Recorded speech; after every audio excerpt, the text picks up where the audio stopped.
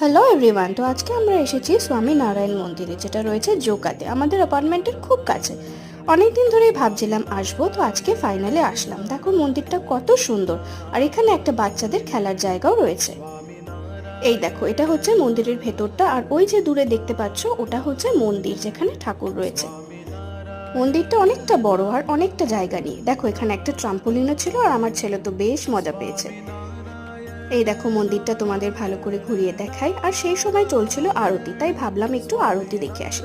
কিন্তু আরতির সময় আমি কোনোই ভিডিও করতে পারিনি, কারণ ওপরে ভিডিওগ্রাফি ফটোগ্রাফি কিছুই অ্যালাউ ছিল না। দেখো দূরে তোমাদের দেখাই, ওইখানটাতে আরতি হচ্ছিল, ওখানে আমরা গেছিলাম। আর আরতি দেখতে সত্যি খুব ভালো লেগেছে।